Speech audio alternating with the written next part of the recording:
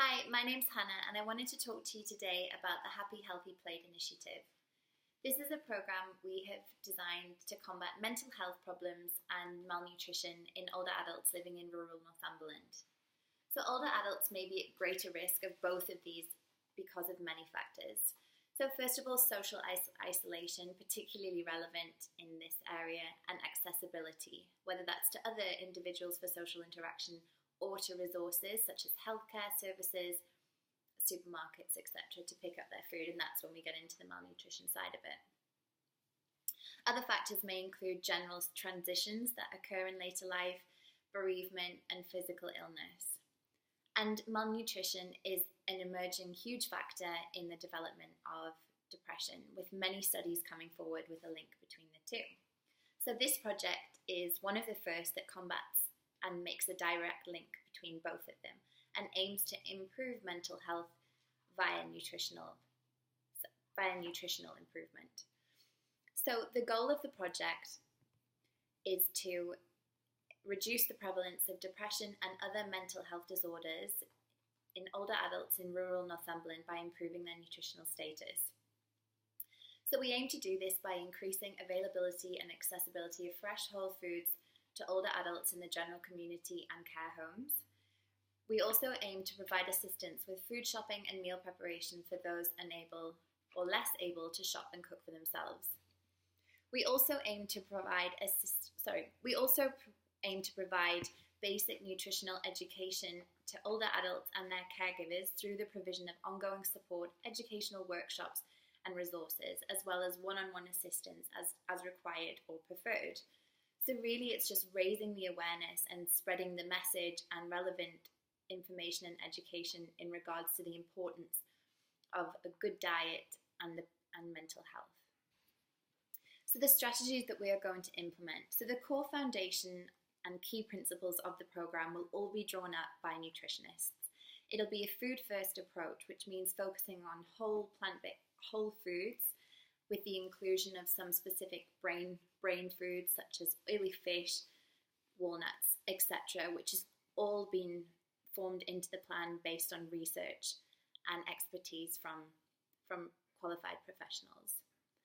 So once the key plan has been drawn up, the meal plans, recipes, etc., caregivers, nursing homes, and older adults themselves will then have access to this material, these resources, and education, which they can then implement, whether it's in their own lives or in the nursing homes or the older people that they're looking after.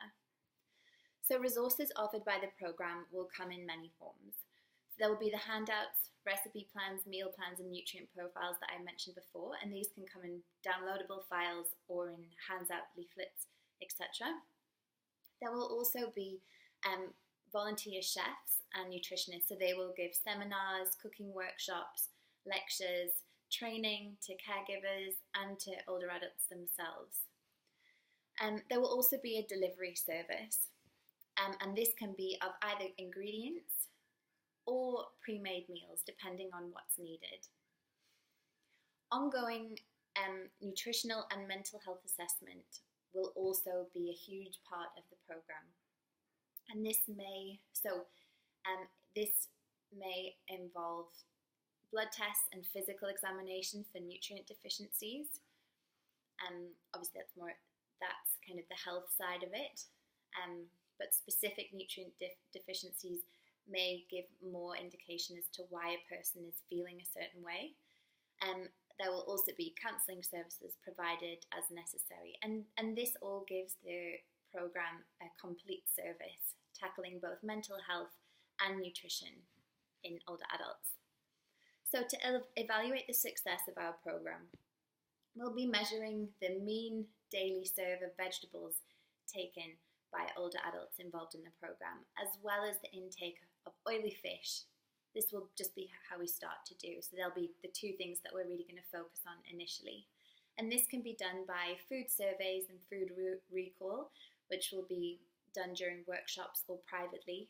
And caregivers may also help us gather this data.